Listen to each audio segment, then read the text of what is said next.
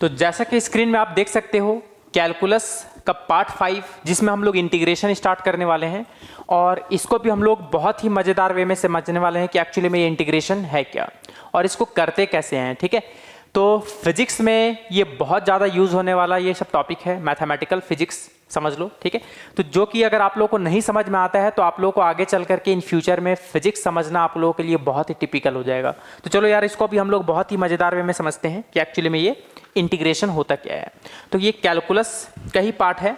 ठीक है, तो जिसमें आप लोगों को सबसे पहली बात तो ये फील आना चाहिए, देखो फिजिक्स में आप लोग को ये नहीं पूछेगा कि इंटीग्रेशन होता क्या है, लेकिन यार ये आप लोग को सीखना चाहिए कि इंटीग्रेशन होता क्या है, इसका मीनिंग क्या है, इंटीग्रेशन करते क्यों है। ठीक है, तो सिंपल सा अगर मैं इसका लॉजिक बताऊं तो देखो सिंपल सा आप लोग को समझ में आना चाहिए कि अगर मेरे पास कोई कर्व है सपोज, ठीक है, क्या है, कोई एक कर्व है। ठीक है, समझना बात को। अगर मैं उस कर्व में अगर मैं बहुत बड़ा बड़ा स्ट्रिप ले लेता हूँ, ठीक है, सपोज करो देखो हर एक पल यार ये वैरी कर रहा है। ठीक है, क्या कर रहा है, वैरी। अगर मैं उसका एरिया निकालता हूँ तो एक्चुअली में इंटीग्रेशन में एरिया ही फाइंड आउट होता है। देखो यार, तो अगर मैं स्ट्रिप लेता हूँ, देखो इतना एरिया नंबर 1 बर्बाद हो जा रहा है और एरिया नंबर 2 भी बर्बाद हो जा रहा है। ठीक है, अगर हम चाहते हैं, ठीक है, अगर हम चाहते हैं कि एक्चुअली में ये सब एरिया बर्बाद ना हो और पूरा का पूरा एरिया मैं निकाल लूँ, तो सिंपली क्या होना चाहिए कि ये जो स्ट्रिप ले रहा हूँ बहुत छोटा छोटा लेना पड़ेगा।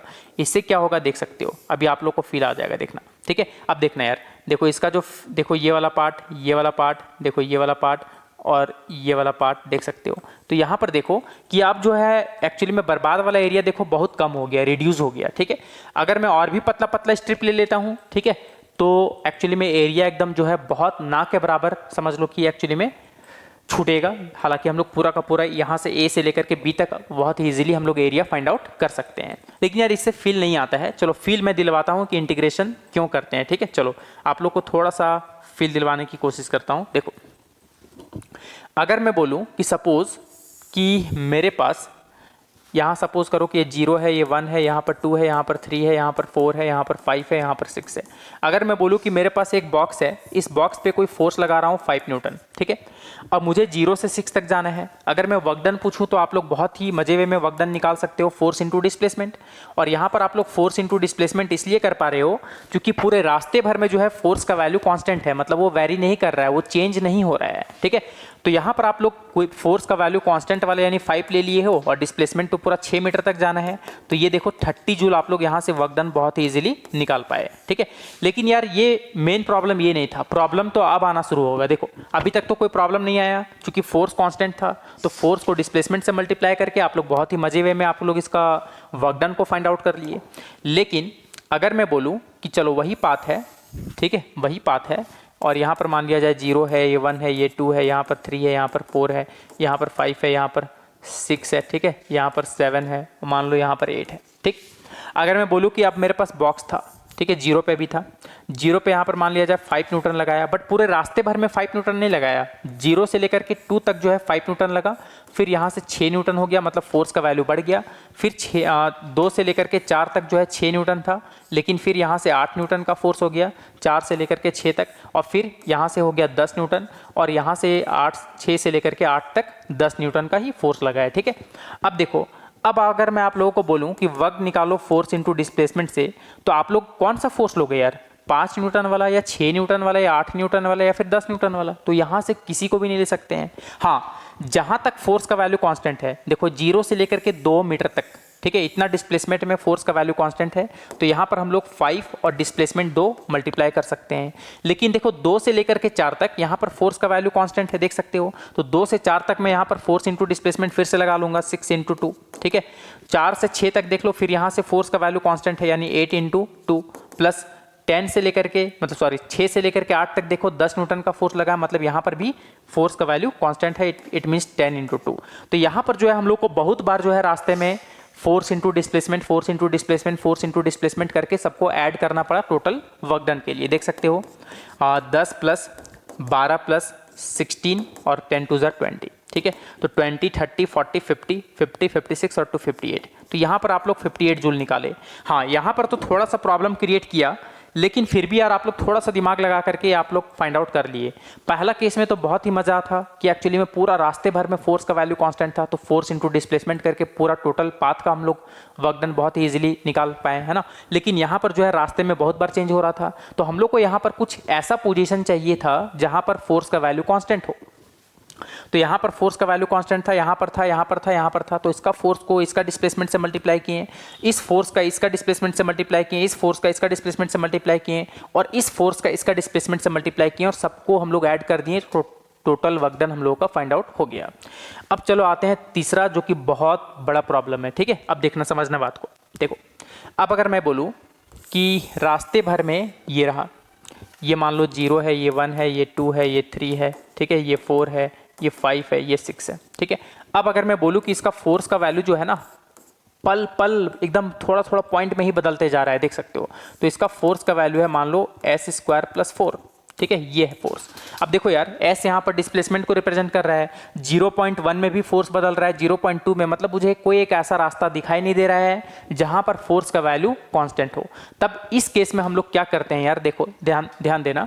तब हम लोग यहाँ पर ये नहीं कर सकते हैं कि वर्क डन निकालने के लिए फोर्स ले लेते हैं, चलो 6 मीटर तक का डिस्प्लेसमेंट करवाना है तो s की जगह 6 पुट कर दिए, 36 + 4 40, और इंटू डिस्प्लेसमेंट कर दिया 6। तो ये बिल्कुल गलत हो जाएगा। क्यों? क्योंकि आपने तो 6 के लिए निकाला है ना, 5 के लिए फोर्स का वैल्यू अलग होगा, इस पॉइंट के लिए अलग होगा, इस पॉइंट के लिए अलग होगा। तो मुझे रास्ते में कहीं भी ऐसा एक छोटा सा भी पोजीशन दिखाई नहीं दे रहा है जहां पर फोर्स का वैल्यू कांस्टेंट हो।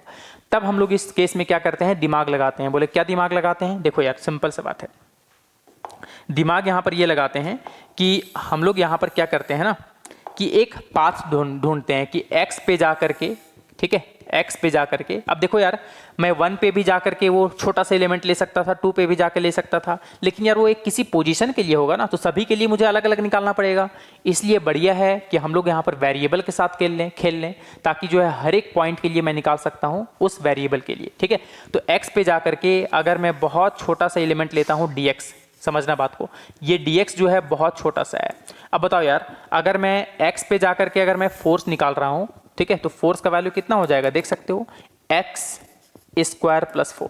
अगर मैं बोलूँ नहीं x + dx पे निकालो, कहाँ पर x + dx, देख सकते हो x + dx पे फोर्स निकालो, तो फोर्स का वैल्यू देख लो, s की जगह कितना पुट करूंगा, x + dx, देख लो x + dx, और s का स्क्वायर है तो यहाँ पर स्क्वायर हो गया और +4 है, देख सकते हो, ठीक है।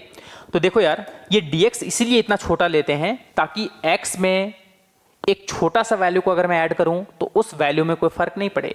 लेकिन हाँ यार ये बात आप लोग को पता होना चाहिए कि एक बहुत छोटा सा वैल्यू अगर किसी नंबर से मल्टीप्लाई करते हैं, ठीक है, तो वो बहुत बड़ा वैल्यू हो जाता है। तो मल्टीप्लिकेशन और डिवीजन में हम लोग उसको नेग्लेक्ट नहीं कर सकते हैं। हाँ एडिशन और सब्ट्रैक्शन में बहुत छोटे वैल्यू को हम लोग नेग्लेक्ट कर सकते हैं, ठीक है।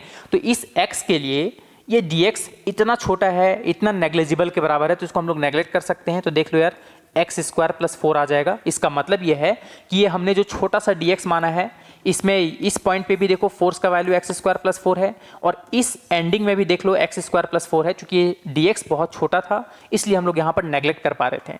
इसीलिए हम लोग जो इंटीग्रेशन करते हैं वहाँ पर जाकर के x पे जाकर के एक छोटा सा एलिमेंट कट करते हैं dx। और जैसा कि ग्राफ से बताया कि एक्चुअली में छोटा छोटा अगर हम लोग स्प्लिट कट करते हैं, ठीक है, तो उससे क्या होता है कि एरिया में एक्चुअली में कम बचता है, मतलब बर्बाद होने वाला एरिया बहुत कम ना के बराबर होता है। इसलिए हम लोग इस ट्रिप को बहुत छोटा लेते हैं, ठीक है। इसीलिए देख लो यार, नहीं तो फोर्स का वैल्यू मुझे कांस्टेंट नहीं मिलता। अगर ये स्ट्रिप बहुत बड़ा ले लेता तो ये अब नेग्लिजिबल के बराबर नहीं होता, तो फोर्स का वैल्यू बदल रहा होता। तब हम लोग ऐसा मेरे पास कोई पाथ होता ही नहीं जहां पर जो है फोर्स का वैल्यू कांस्टेंट होता, जिसमें मैं फोर्स इंटू डिस्प्लेसमेंट करके बार बार ऐड कर पाऊँ, ठीक है। तो मुझे अब dx अगर एलिमेंट लेता हूं तो यहाँ पर फोर्स का वैल्यू कांस्टेंट है, तो इतने फोर्स के लिए मैं निकाल लूंगा, हर एक के लिए निकाल सकता हूँ। देख लो अगर बोलोगे नहीं सर 2 के लिए बताइए, तो x की जगह 2 पुट कर दीजिए, देख सकते हो, ठीक है। 2 का स्क्वायर 4 + 4 8 होगा, यहाँ पर भी पुट करके देख सकते हो। देख लो यार यहाँ पर देखो 2 का स्क्वायर 4 + 4 8 आएगा, यहाँ पर भी देख सकते हो x में जो मैं लिया हूँ देख सकते हो, है ना, 2 का स्क्वायर 4 + 4 8, तो सेम ही आने वाला है, ठीक है। तो इस पाथ के लिए फोर्स का वैल्यू कांस्टेंट हो गया। अब हम लोग यहाँ पर फोर्स इंटू डिस्प्लेसमेंट करके इसको इंटीग्रेट कर देंगे, ठीक है। तो यहाँ पर छोटा सा वर्क डन होगा dw, जो कि फोर्स तो f है और छोटा सा डिस्प्लेसमेंट dx है, ठीक है। अब इसको मैं इंटीग्रेट करूंगा और सिंपली dx का लिमिट कहाँ से कहाँ होगा, 0 से लेकर के 6 तक मुझे निकालना है। तो 0 से लेकर के 6, और 0 पे वर्क डन कितना था कोई वर्क डन नहीं था, डिस्प्लेसमेंट जीरो था तो वर्क डन भी जीरो होगा। और 6 पे मान लिया जाए डब्ल्यू वर्क डन होगा और यहाँ से हम लोग डब्ल्यू वर्क डन को बहुत ही ईजिली निकाल सकते हैं। तो सिंपल सा बात है, इंटीग्रेशन कहाँ पर काम आता है, जहाँ पर रास्ते में वैल्यू एकदम दर दर बदले तो वहाँ पर हम लोग एक छोटा सा एलिमेंट लेकर के वहाँ पर इंटीग्रेशन का यूज़ करते हैं। ठीक है, चलो ये बात तो आप लोग को एकदम फील के साथ समझ में आ गया होगा। अब देखो यार, सबसे पहली बात, जो इंटीग्रेशन होता है ना, देखना, जो इंटीग्रेशन होता है इसका दो पार्ट है। एक होता है इनडेफिनिट इंटीग्रेशन, ठीक है, इनडेफिनिट इंटीग्रेशन, और एक होता है डेफिनिट इंटीग्रेशन। ठीक है, चलो मैं एकदम बहुत ही बारीकी से समझाऊंगा। ठीक है, डेफिनिट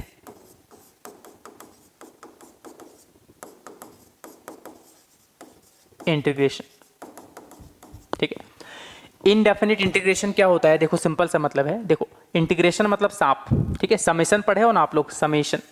ठीक है, तो समेशन मतलब होता है यार जोड़ना, जैसे अलग अलग हम लोग फोर्स और फोर्स इनटू डिस्प्लेसमेंट करके जोड़ दिए थे। अब इसको यहाँ से एक मुक्का मार दो तो ये सांप बन जाएगा। सांप से सबको डर लगता है यार, और इंटीग्रेशन से भी डर लगता है, लेकिन इस सांप से अब आपको डर नहीं लगने वाला है। ठीक है, क्यों? क्योंकि इसका हम लोग जहर निकाल चुके होंगे। देखो, तो ये इंटीग्रेशन है। अगर सपोज मेरे पास कोई फंक्शन है fx, अब dx जो है यहाँ पर होना चाहिए यार। ठीक है, बहुत लोग बोलेंगे फॉर्मूला रट लेते हैं, एक्स स्क्वायर का इंटीग्रेशन कर दो तो x³/3। अब देखो यार, ये तो डायमेंशनली रॉन्ग हो गया, क्योंकि यहाँ पर यूनिट क्या होगा, मीटर स्क्वायर, स्क्वायर में है, यहाँ क्यूब आ गया, तो देख लो यहाँ पर मीटर क्यूब है, तब तो ये तो गलत ना हो गया यार। तो इसलिए यहाँ पर छोटा सा dx होना चाहिए, ताकि यहाँ पर भी मीटर क्यूब और यहाँ पर भी मीटर क्यूब होगा, तभी जो है ये डायमेंशनली करेक्ट होगा। ठीक है, देखो चलो अब हम लोग इसको थोड़ा फील लेते हैं। देखो, सपोज अगर इनडेफिनिट इंटीग्रेशन है, तो अगर मेरे पास कोई फंक्शन होगा, उसका डिफरेंशिएट अगर करना है किसी के रिस्पेक्ट में, यहाँ पर x के रिस्पेक्ट में करना है, ठीक है, तो यहाँ पर जो रिजल्ट होगा, मान लिया जाए gx आ गया, तो बस, और उसमें सिर्फ एक प्लस सी जोड़ देना है, ये अपना इनडेफिनिट इंटीग्रेशन का काम होता है। ठीक है, लेकिन अगर मैं बात करूं डेफिनिट इंटीग्रेशन का, तो सपोज कि वही फंक्शन है fx और उसका मुझे इंटीग्रेशन करना है, तो सपोज इसका आंसर आया gx, लेकिन कैसे पता चलेगा कि इनडेफिनिट है या डेफिनिट है?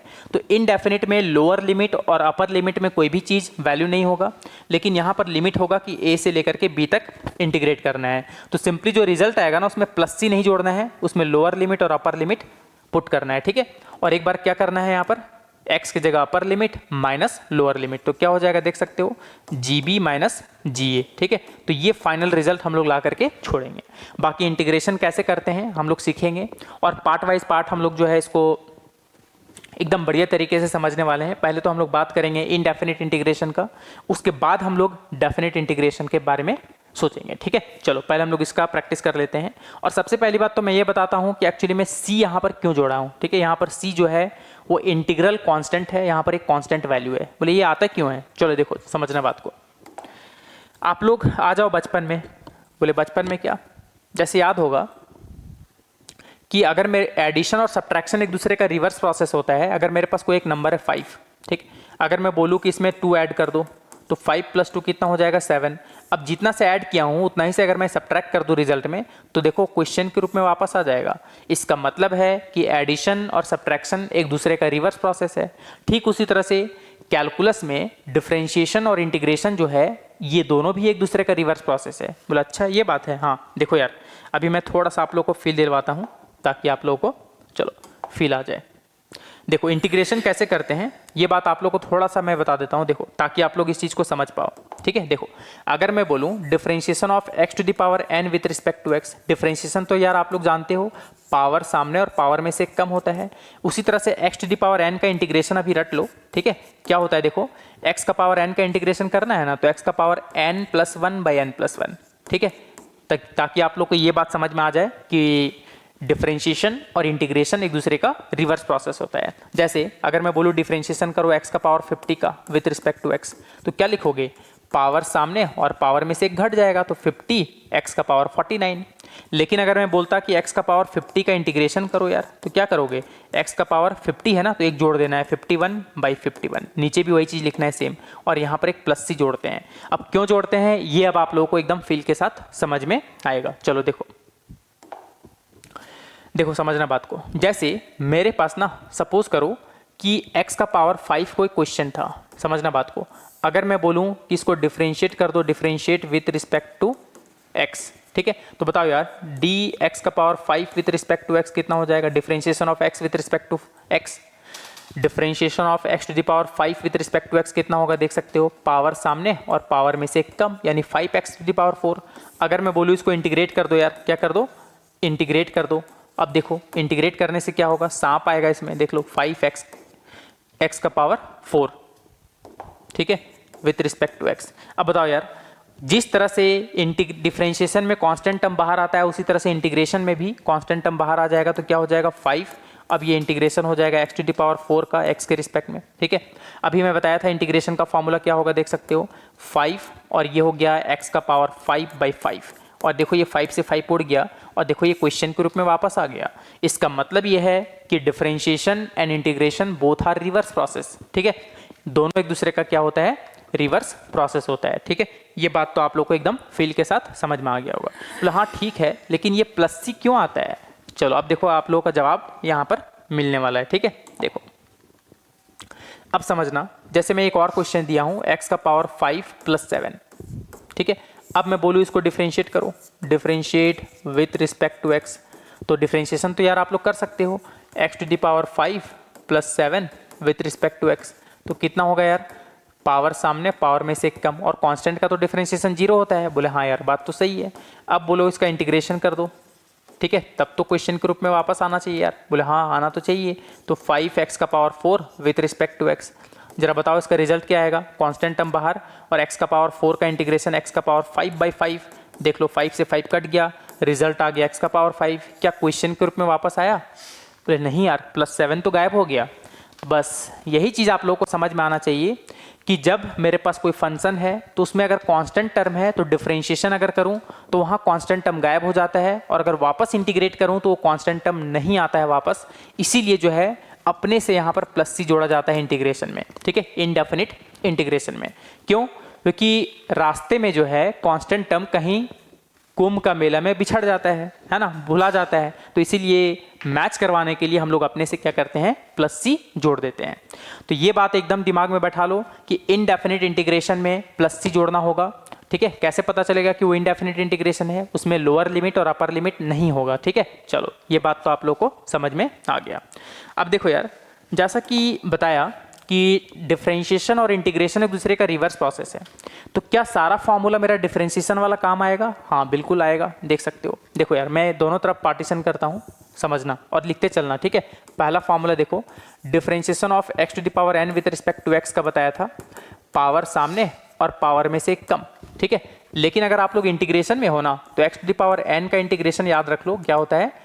x to the power n+1/n+1, ठीक है, +c, ताकि आप लोग को फील भी आ जाए कि दोनों में क्या डिफरेंस है। देखो यार अब ध्यान देना, डिफरेंशिएशन ऑफ, समझना, देखो डिफरेंशिएशन ऑफ, चलो पहले मैं बात करता हूं a to the power x का, ठीक है। a to the power x का integration a to the power x ही होता है, ठीक है। अगर मैं बोलूँ इसका इंटीग्रेशन कर दो, तो इंटीग्रेशन भी यार वही होता है, देख लो। अगर मैं a to the power x का डिफरेंशिएशन किया तो रिजल्ट भी a to the power x आया। अब उसी रिजल्ट का इंटीग्रेशन कर दूंगा तो क्वेश्चन के रूप में वापस आ जाएगा, तो इसलिए इसका इंटीग्रेशन का भी formula a to the power x ही होगा, और ये +c, ठीक है। चलो अब देखो थर्ड, अगर मैं बोलूँ a to the power x का डिफरेंशिएशन करो तो क्या होता है यार, जल्दी बताओ? a to the power x log a होता है। बोले हाँ यार, अब क्या इसका वापस से अगर मैं इंटीग्रेट कर दूं, ध्यान देना, अगर मैं a to the power x का इंटीग्रेशन कर रहा हूं, देखो ध्यान देना बढ़िया से, मैं पूरे का अगर इंटीग्रेट, देखो a to the power x का differentiation a to the power x log a होता है। अगर मैं इसको इंटीग्रेट कर दूंगा तो वापस a to the power x आ जाना चाहिए। अब log a कांस्टेंट है, उधर ले जाओ तो डिवीजन में हो जाएगा, तो क्या होगा इसका रिजल्ट देख सकते हो, ठीक है। मैं थोड़ा सा यहाँ पर इसको मिटाता हूँ, ठीक है। देखो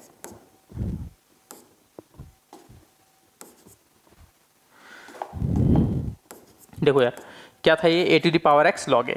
अगर मैं इसको इंटीग्रेट करूंगा a to the power x पूरा log a को, तब आएगा a to the power x, लेकिन मुझे चाहिए फॉर्मूला चाहिए सिर्फ a to the power x का, तो log a से उधर जाकर के डिवाइड हो जाएगा, क्योंकि ये कांस्टेंट टर्म है ना यार, ठीक है। तो कांस्टेंट तो डिफरेंशिएशन और इंटीग्रेशन के बाहर निकल जाता है, इंटीग्रेशन के भी बाहर निकल जाएगा, तो उधर जाकर के डिवीजन में हो जाएगा। तो इसका रिजल्ट पता है क्या आएगा? a to the power x log a, और यहाँ पर सिंपली प्लस सी जोड़ देना है।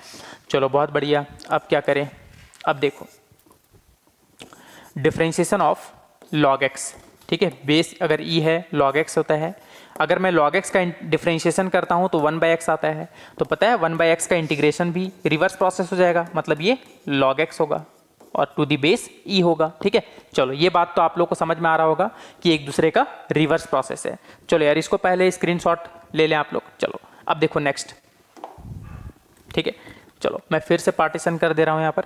अब देखो डिफरेंशिएशन अगर मैं sin x का करता था तो कितना आता था, याद करो, sin x का डिफरेंशिएशन था cos x, ठीक है। तो पता है cos x का इंटीग्रेशन अगर मैं कर दूं तो कितना हो जाएगा, sin x हो जाएगा। बोले हाँ यार बहुत बढ़िया, ये बात तो समझ में आ गया, एक दूसरे का रिवर्स प्रोसेस है। अगर मैं cos x का डिफरेंशिएशन कर दूं तो cos x का डिफरेंशिएशन होता है माइनस sin x। अब देखो यार ध्यान देना, अगर मैं माइनस sin x का इंटीग्रेशन कर दूं तब आता cos x, लेकिन मुझे चाहिए सिर्फ sin x का इंटीग्रेशन, तो ये माइनस उधर चला जाएगा तो माइनस cos x हो जाएगा, देख सकते हो। और प्लस सी जोड़ देना, ये बात मत भूलना, ठीक है। चलो डिफरेंशिएशन ऑफ tan x, बताओ tan x का डिफरेंशिएशन क्या होता है यार, याद होगा डिफरेंशिएशन होता है sec स्क्वायर x। तो अगर मैं sec स्क्वायर x का इंटीग्रेशन कर दूं, ठीक है, तो वापस tan x के बराबर हो जाएगा, क्योंकि डिफरेंशिएशन और integration both are reverse process, ठीक है।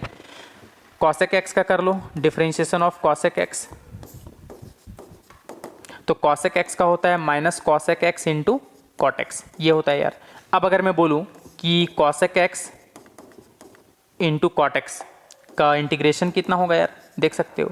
सबसे पहली बात तो माइनस के साथ अगर करता तब cosec x आता, लेकिन माइनस मुझे नहीं चाहिए यहाँ पर, तो माइनस उधर चला जाएगा तो माइनस cosec x हो जाएगा, देख सकते हो। और ये प्लस सी, ठीक है। चलो इसको भी नोट कर लो, फिर बच गया sec और cot, ठीक है। चलो देखते हैं फिर।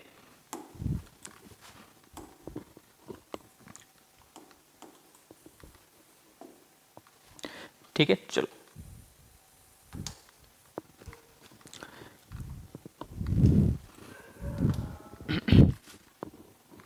चलो यार अब देखो ध्यान देना, अब हम लोग आते हैं नेक्स्ट। तो sec x का क्या होगा, देखो फिर से मैं पार्टीशन करता हूं, तो डिफरेंशिएशन ऑफ sec x, तो sec x का डिफरेंशिएशन होता है sec x into ten x, ठीक है। अगर मैं इसका इंटीग्रेशन कर दूं, integration of sec x into ten x, ठीक है, तो क्या होगा sec x के बराबर हो जाएगा, क्योंकि बोथ आर रिवर्स प्रोसेस, ठीक है। उसी तरह से cot x का डिफरेंशिएशन आप लोग को याद होगा माइनस cosec स्क्वायर x होता है, ठीक है। अगर मैं माइनस cosec स्क्वायर x को अगर इंटीग्रेशन कर देता तो होता cot x, लेकिन सिर्फ मुझे cosec स्क्वायर x चाहिए, तो माइनस उधर चला जाएगा तो माइनस cot x आ जाएगा, देख सकते हो। और ये प्लस सी जोड़ देना है। देखो यार कितना शानदार वे में आप लोग इसका फॉर्मूलाज वगैरह जो है बहुत ही बढ़िया तरीके से आप लोग कर पा रहे हो, और इंटीग्रेशन को थोड़ा बहुत आप लोग फील ले पा रहे होगे कि एक्चुअली में ये क्या है, ठीक है।